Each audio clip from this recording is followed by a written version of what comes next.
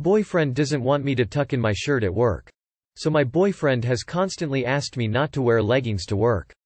To be clear, these are not leggings but pants with pockets and thicker material which, by the way, even if they were leggings shouldn't matter but anyways, he hates when I wear that and now he hates when I tuck in my work shirt.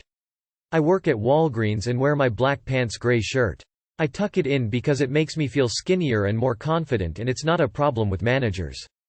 Basically he asked if I could stop tucking because guys will stare at my ass. He tells me it's sort of asking for attention and he doesn't appreciate when other men stare. Ask yourself if you want to be in a long-term committed relationship with someone so insecure. If yes, you may try to acclimate to appease, if not it's time to move on. This likely isn't something that will ever change even if you end up married. If he hates it when you wear pants to work, how are you ever supposed to get dressed up? Congrats on all that ass, but that's like the least sexy thing you could possibly wear. Emo. Like honestly, what does he want you to wear instead? How you present yourself at work hinges on three things: safety, dress code and your personal comfort. That's it. Please notice that the wishes of insecure partners is not on the list. He also should not be regularly visiting you at work. It's not like you're working at a bar or cafe where he can buy something to drink and hang with you on your break. I changed the locks for his 48th birthday tomorrow. Hello Hivemind of Reddit. There's something I need to tell you about and maybe have your insight on this situation.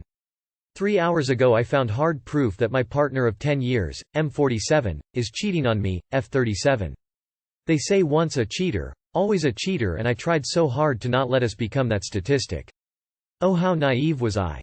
I met him through a mutual role-playing hobby when I was doing my international placement 10 years ago.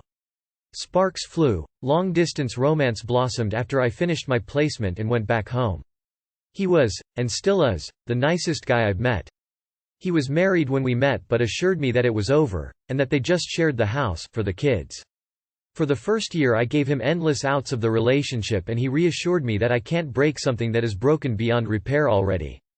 So we continued. I finished my studies and moved to his home country in 2014. 2 years after that he finally got divorced, got a flat, and we didn't have to be a secret anymore.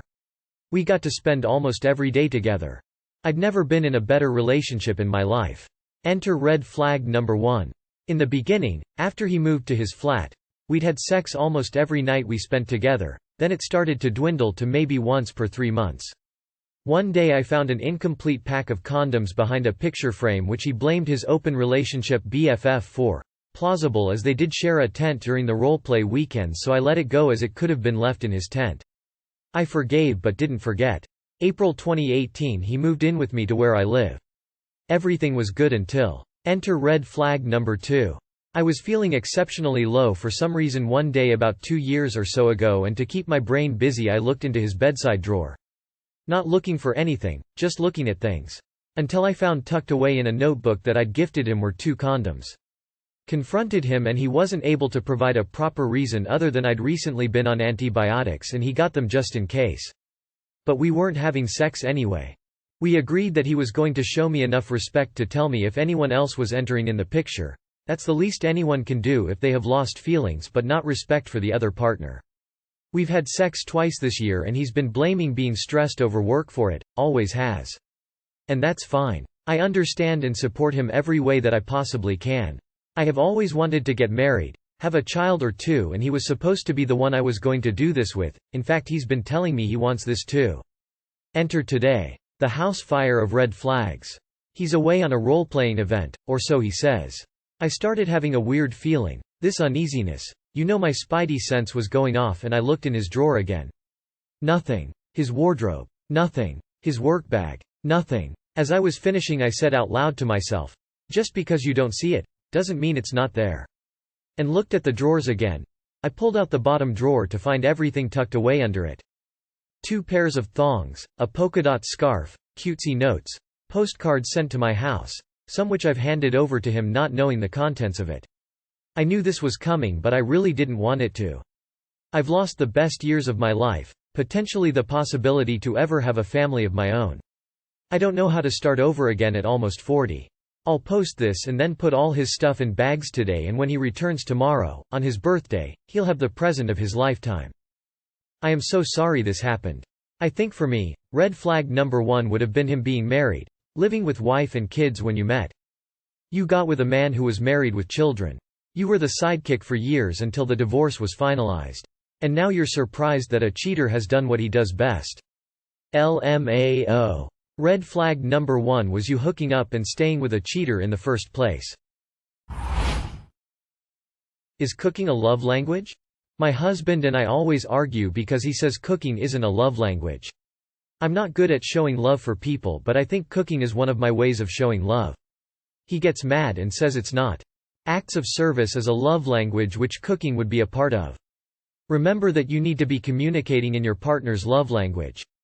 All of them are good and important, but make sure you give extra attention to his. I mean, is he mad because you're not showing him love in ways that are meaningful to him, and insisting cooking should suffice? Because, that's valid. Yes. Absolutely, cooking can be a way to show you love someone. I'm the same way. I love making tasty food for the ones I love or their favorite dishes. However, that doesn't mean that's part of his love language. He may not feel the love you are feeling from the act of cooking. I hope that makes sense. To me, it was how I showed my kids I loved them. So it depends on who is cooking for who. Yes, it is. I am a chef by profession and it's my love language. I'm part Italian. My love languages are cooking huge meal and well, that's all you need. My partner thinks I'm a 7.5, or an 8 with cute clothes. My partner said I was a 7.5, but said I was an 8 when I put on cute clothes. He also said I could be higher if I kept working out. I don't give a fuck if some stranger or even my friends think I'm an 8 at best.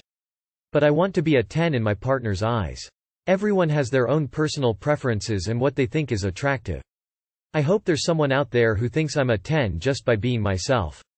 Not an 8 at best if I try super hard and wear clothes I'm uncomfortable with. I don't want to be a 10, I just wish I was his 10. I don't know what I should do. Am I being overdramatic? When he said that, it just made me feel a little unsure and not attractive. How old are you? If you're over 21, I think that rating people out of 10, or asking to be rated, should automatically deduct a few points. Instead of trying to control how others, even just your partner, view you, you should accept yourself as you are. More self-acceptance will make you more attractive, and not in the shallow sexual-only way, but as a complete person, the complete package some might say. Attractiveness is of the most benefit when dating because it instantly shows people something they like. Once you're in a relationship, they have already accepted you that way, and the success of your relationship will come down to your personality and capacity for personal growth. IMHO.